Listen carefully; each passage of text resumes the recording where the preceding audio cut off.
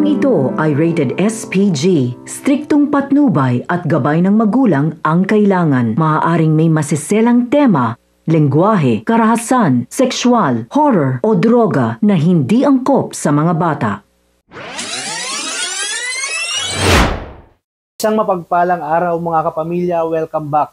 Narito ang mga pinakamainit na tagpo sa FPJ's Batang Quiapo.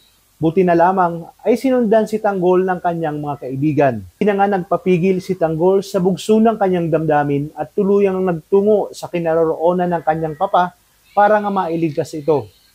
Nakatunog naman ang kanyang mga kaibigan na nawawala si Tanggol at sinabi ni Enteng na ibig daw sabihin nito ay mag-isang sumugod si Tanggol. Kinakailangan umano nilang sundan ito, alam nila na baka hindi ito magtagumpay sa laban nito, lalo pat mag-isa lamang ito kumpara sa dami ng mga tauhan ni Lucio. Kaya namang kinakailangan nila itong sundan, habang si Tanggol naman ay nakarating na sa hideout ng Red Phoenix at determinadong mailigtas ang kanyang papa. Kahit nakapalit man ito ay ang kanyang sariling buhay. Tunugan ng mga tao ni Lucio na nasa labas na si Tanggol. Nagalpak naman sa tawa si Lucio habang binabantayan itong si Ramon at sinabi niya dito na malapit na silang magsama ng kanyang anak na si Tanggol. Panigurado umanong mahuhulog sa bitag ang magaling nitong anak.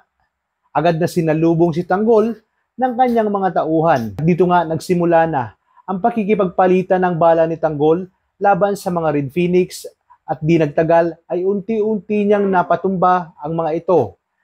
Ang hindi alam ni Tanggol ay pumasok siya sa isang laban na walang kasiguruhan dahil napaghandaan nga ito ni Lucio. Nagpadagdag si Lucio ng mga tao kay Roberto upang maging backup. At ang taktikang ginawa ni Lucio ay hindi niya muna ito pinalabas at hinayaan nilang tuluyang makapasok si Tanggol sa kinaroroonan ni Ramon.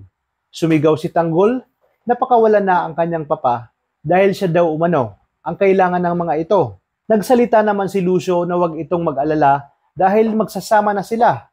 Tinutukan ni Tanggol si Lucio at dito, tumawa lamang si Lucio at unti-unting lumabas ang mga tauhan ni Lucio na buong akala ni Tanggol ay naubos na niya. Kaya naman dito, nanlumo itong si Tanggol dahil nga sa pagkatuso ni Lucio.